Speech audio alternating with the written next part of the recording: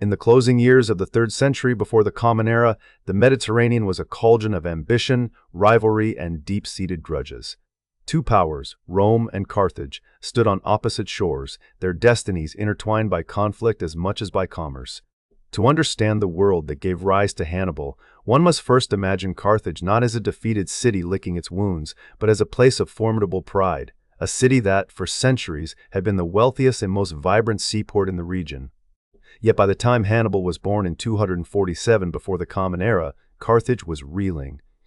The First Punic War, a brutal and protracted struggle against Rome, was ongoing at the time of his birth and would not end until 241 before the Common Era, with Carthage on the losing end. The consequences of that first war were dire.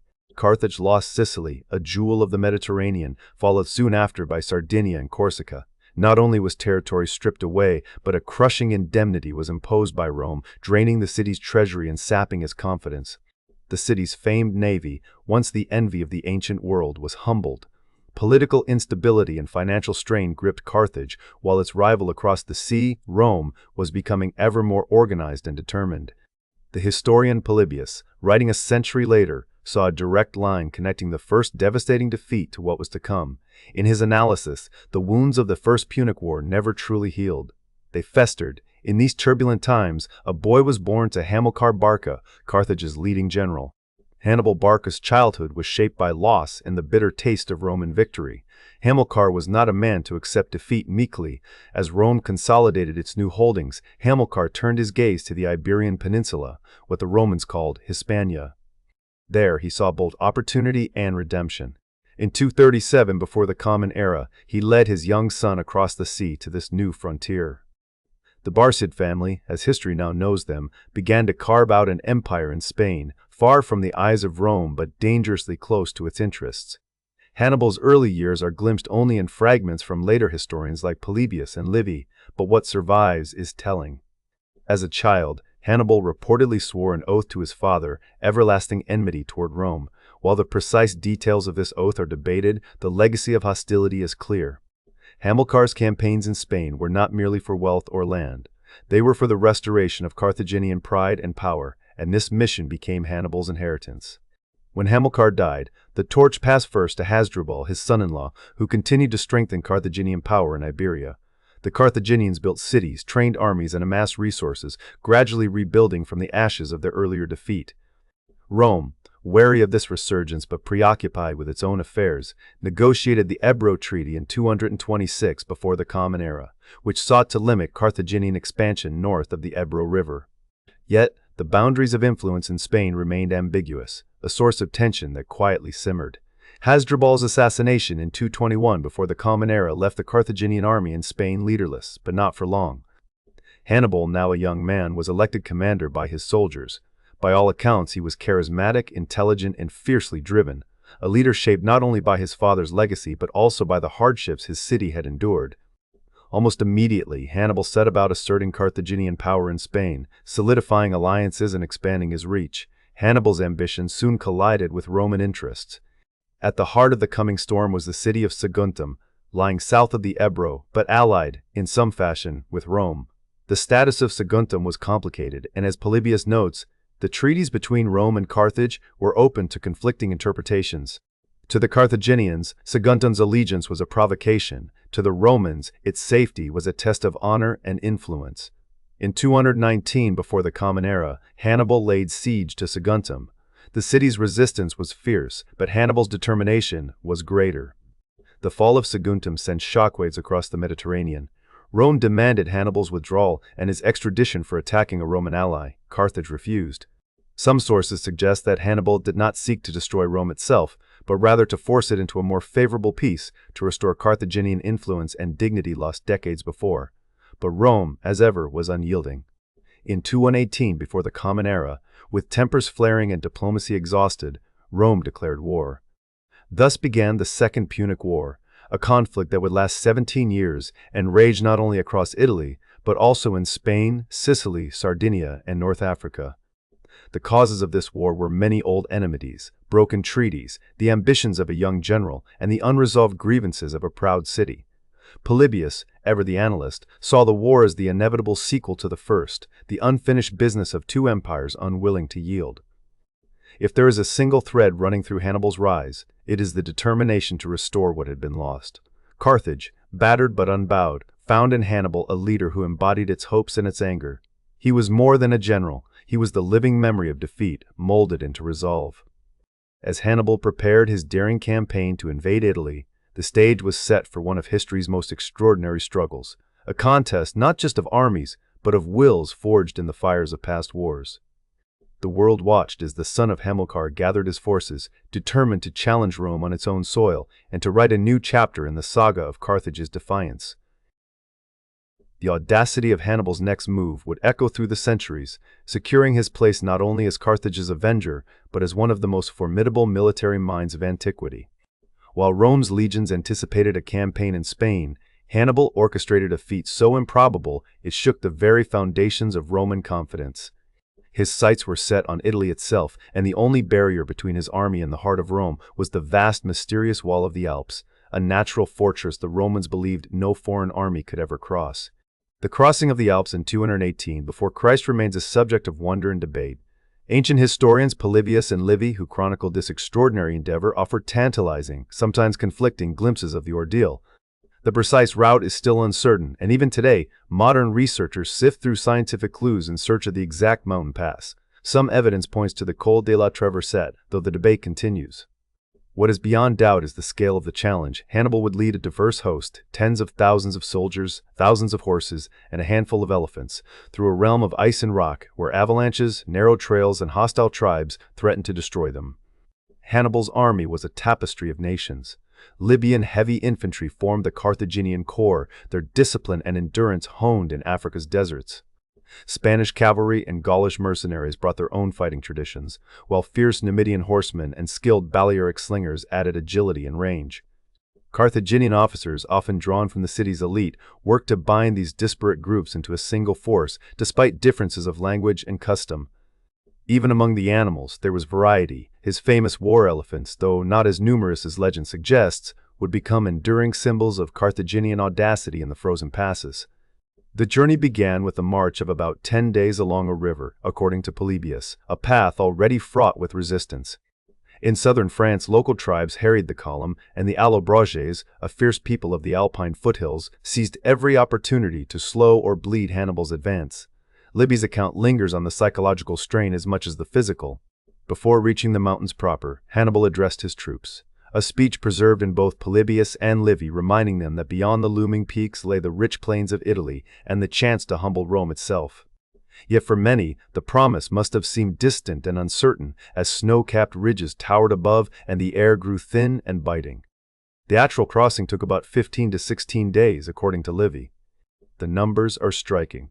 Hannibal set out with approximately 50,000 infantry, 9,000 cavalry, and between a dozen and several dozen elephants. The march was an ordeal almost without precedent. There were no roads, no friendly towns to offer resupply, and each day the army faced new dangers, treacherous ice, sudden snowfalls, and narrow ledges where a single misstep could send horse, man, or elephant tumbling into the abyss. Hunger and cold gnawed at the ranks, and disease took hold as the men shivered through sleepless nights. Attacks from the mountain tribes added another layer of peril. Polybius describes how the Allobroges and their allies launched ambushes, sometimes from the rear, sometimes blocking the way ahead, forcing Hannibal's army to fight even as it struggled simply to survive. At one point, the Carthaginians were caught in a desperate battle on a narrow track, menaced from above by rolling stones and volleys of missiles. The elephants, so fearsome on level ground, now became vulnerable, their bulk as much a hindrance as an advantage on the perilous trails. The psychological dimension of this ordeal was as critical as the physical. Hannibal's ability to keep his polyglot host together, Libyans, Iberians, Gauls, Greeks, and others, spoke to his gifts as both a leader and a motivator.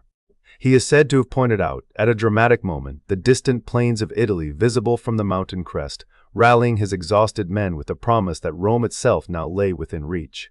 For soldiers battered by cold and deprivation, the sight must have brought both hope and disbelief. The price of passage was steep. Polybius and Livy both note that Hannibal's army was nearly halved by the ordeal. Of the roughly 50,000 infantry and 9,000 cavalry who began the climb, Perhaps as few as 20,000 infantry and 6,000 cavalry staggered down into the Italian foothills, along with a mere dozen elephants. The elephants' numbers had been thinned by the cold and brutal terrain, and many of the war horses and pack animals were lost to accident, starvation, or disease. Some estimates put the losses even higher, and the exact numbers, like the route, remain the subject of ongoing scholarly debate. Yet, for all their suffering, those who survived had accomplished a feat that would haunt Roman nightmares. The Senate, expecting to fight in distant Spain, was caught entirely off guard.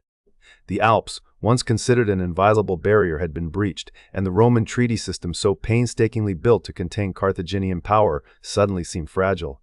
In the valley of the Po, Hannibal wasted no time, attacking the Taurini, a tribe allied with Rome, and quickly gaining new Gallic allies eager to throw off Roman rule. The strategic brilliance of Hannibal's Alpine gamble lay in its sheer improbability. By choosing the route no one expected, he bypassed the Roman navy, struck deep into enemy territory, and seized the psychological initiative. The logistical risks were immense, and many modern historians consider the march as much a miracle of endurance and leadership as a feat of tactics. Hannibal's army emerged battered but unbroken, its core forged in the crucible of the mountains, its reputation magnified by the impossible journey. For Rome, the shock was profound. The memory of the elephants, the ragged but determined Carthaginian host descending from the snows, became an enduring symbol of the unpredictability of war. Hannibal's gamble had paid off. Not only had he brought the fight to Italy, but he had shattered the illusion of Roman security and set the stage for a campaign that would haunt the Republic for years to come. The Alps, once the edge of the known world, had become the gateway to Hannibal's legend. In the cold dawn of winter, the battered remnants of Hannibal's army stood on Italian soil. Their hopes were buoyed by survival, but their bodies bore the scars of the unforgiving Alps. Here, among the mist-shrouded plains and weary tribes of the Po Valley, Hannibal's campaign transformed from a feat of endurance into a display of military brilliance. The Romans, long accustomed to imposing order on the world, now faced chaos advancing upon them, a chaos led by a commander whose mind was as sharp as the sword he carried. The first true test of this campaign came at the banks of the Trebia River. The Roman consuls, eager for a decisive engagement, assembled their legions opposite Hannibal's camp. Hannibal, ever the psychologist, knew that victory would not come by force of arms alone. As the Romans prepared, he relied on both his intellect and his keen understanding of human nature. He chose the coldest morning he could, urging his men to eat, warm themselves, and oil their bodies. In contrast, the Romans were lured from their camps before dawn, driven by pride and underestimation. Hannibal had managed to goad them across the icy Trebia, their muscles stiffening, their morale already shaken before the clash began. The river crossing was no mere inconvenience. It was the opening move in a larger game. As the Romans splashed through, shivering and unsteady, Hannibal sprang his trap.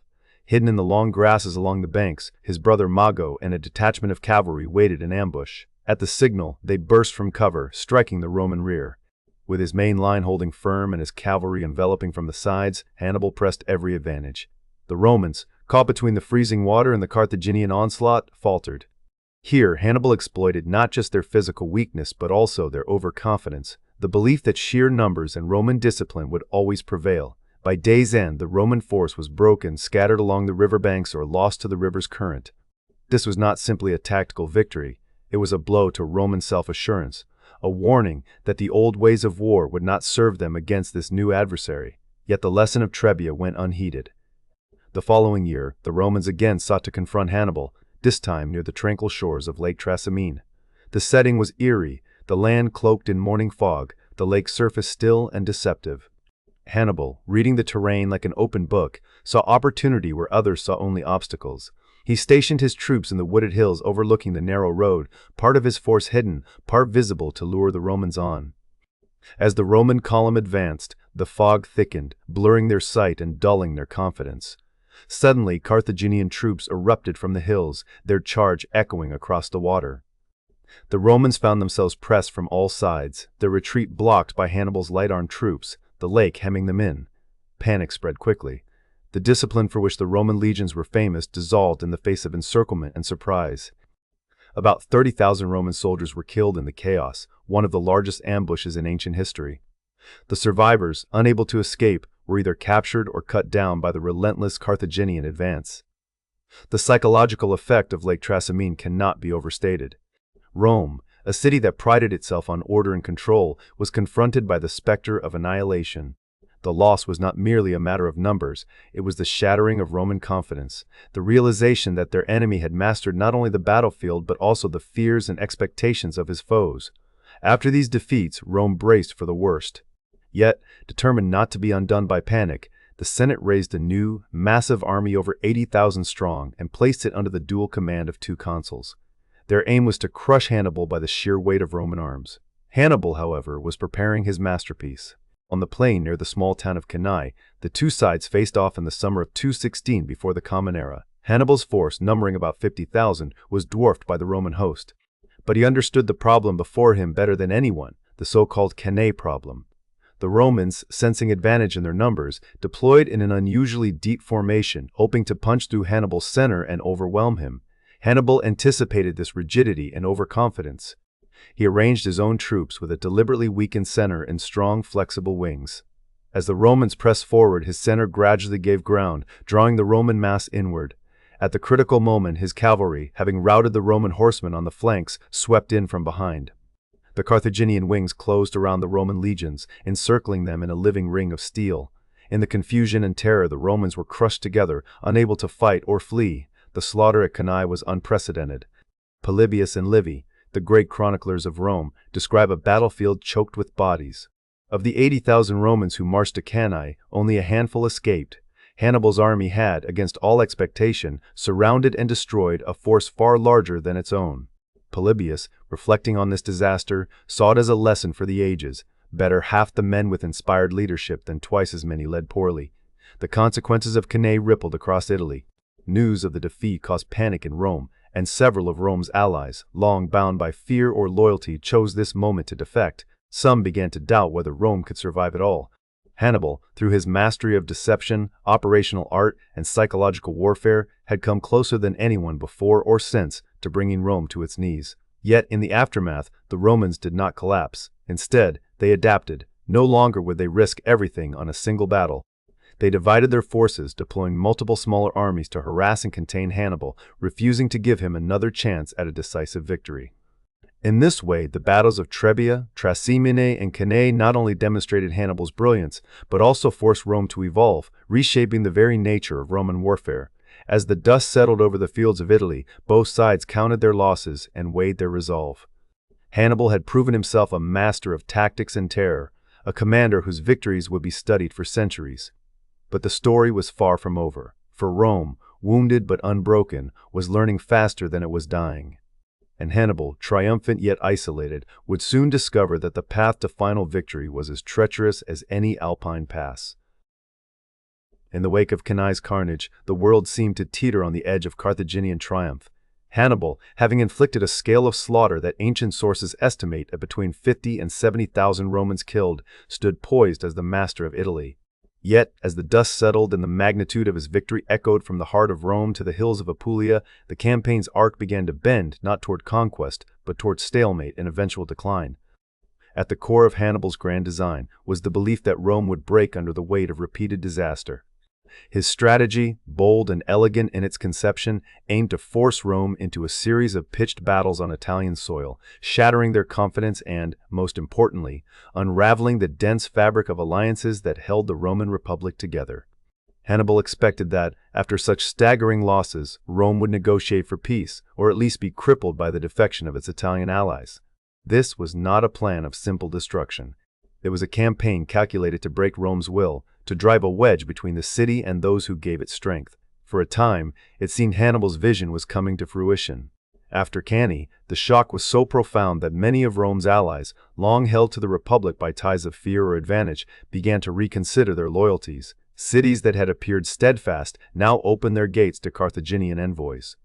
Yet, for all the drama of these defections, Hannibal's position remained far more precarious than the headlines of victory suggested. Crucial strongholds, such as the town of Nola, refused to yield. The Carthaginian general found himself surrounded by opportunity, yet unable to grasp the levers of power that would topple Rome itself. The reason lay not in a lack of ambition, but in the harsh realities of logistics and manpower. Hannibal's army, though formidable in battle, was too small to encircle, let alone besiege, the city of Rome. He lacked the siege equipment, the numbers, and the engineering expertise required to batter down Rome's walls or starve its defenders into submission. The idea of marching on Rome, so often imagined by later generations, was, at this moment, a logistical impossibility. Hannibal recognized the futility of such an assault. Instead, he sought to ignite rebellion among Rome's remaining allies, hoping that a cascade of defections would leave the city isolated and vulnerable.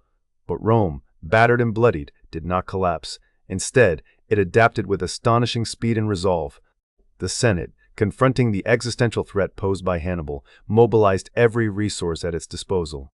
In a measure of desperation and determination, they called forth not only able-bodied citizens but also criminals and teenagers, swelling the ranks of the legions to nearly 200,000. This mass mobilization was unprecedented, stretching the very fabric of Roman society, but it reflected a new understanding. The Second Punic War would not be won by a single battle, but by the relentless application of manpower and resolve. Rome's leaders, most famously Fabius Maximus, realized that Hannibal's brilliance in open battle could not be matched by conventional means, so they refused to give him what he craved, another decisive engagement.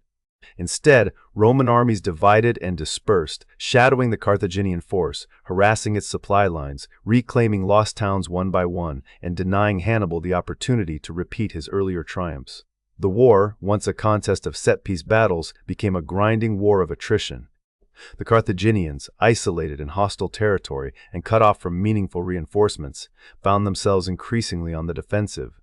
The war's character changed not only on the battlefield but within the very structure of Roman society.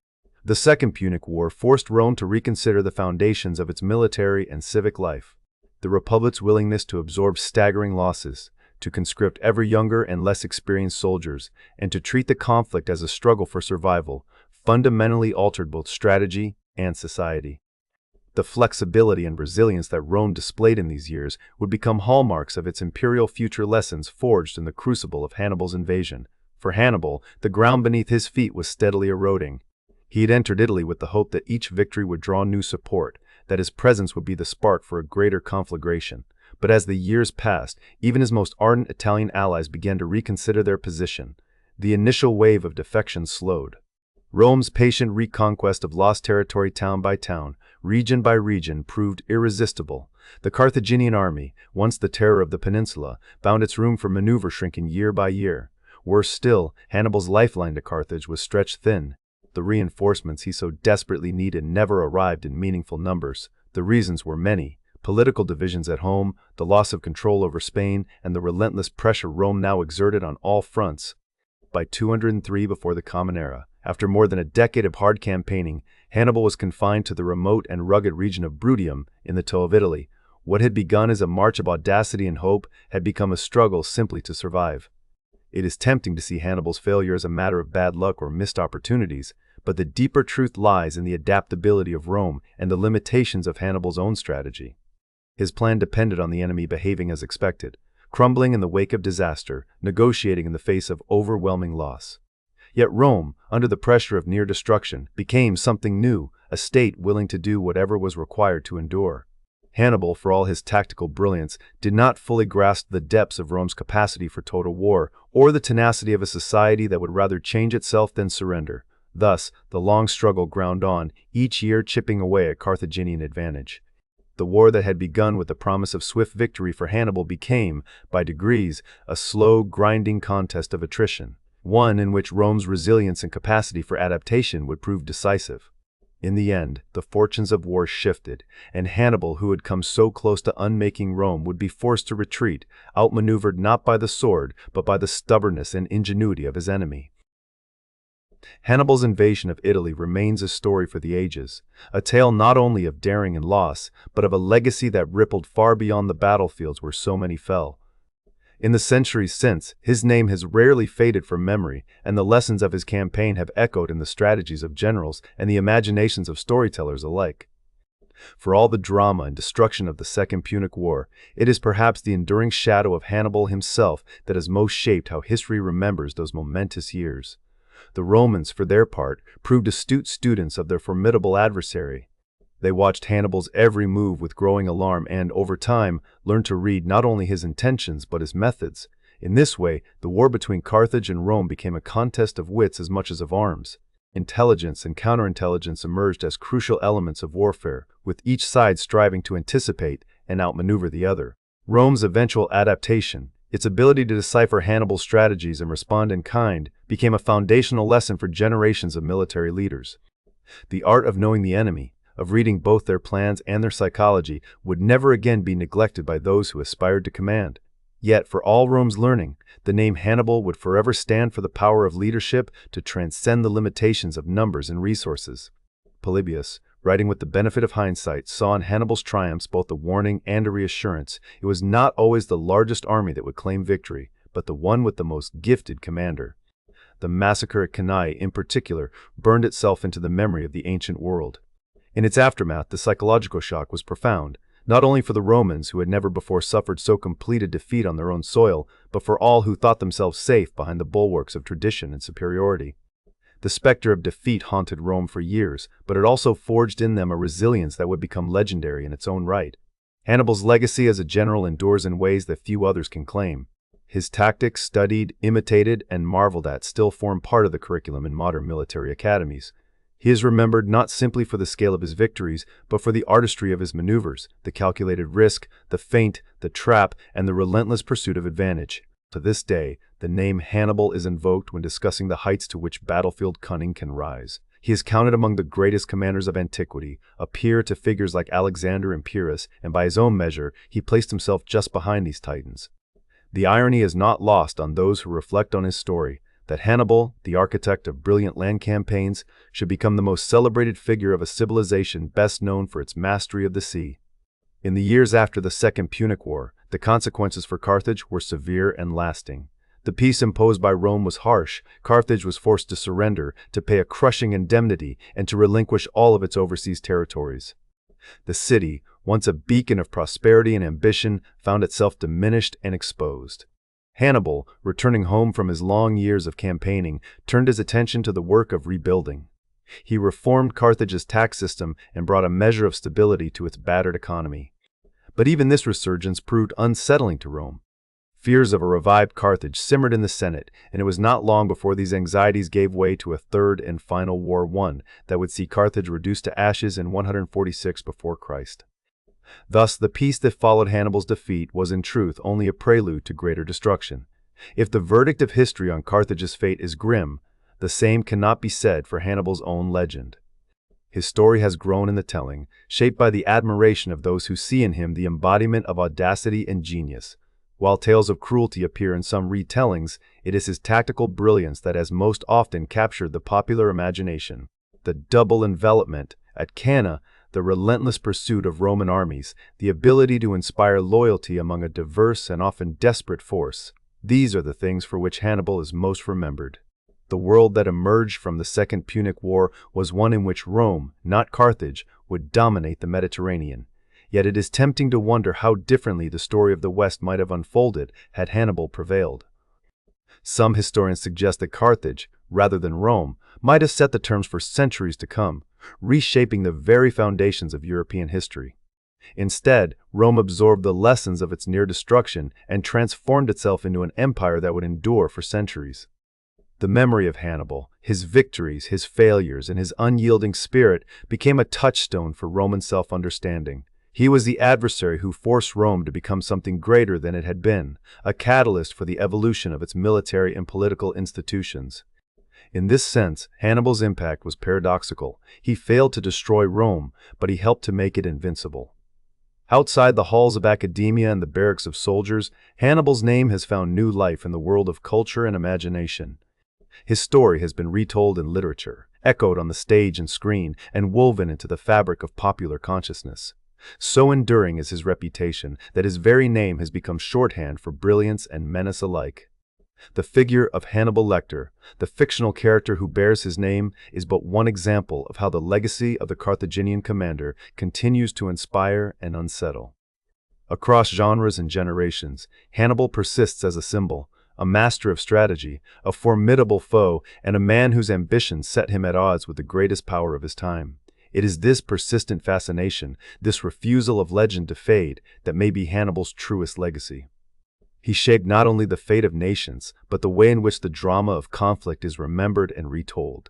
In the ruins left by war, in the strategies refined by later generations, and in the stories that continue to be told, Hannibal remains unconquered, if not by arms, then by the imagination. His struggle against Rome, with all its triumph and tragedy, endures as a lesson for all who would lead and for all who would remember.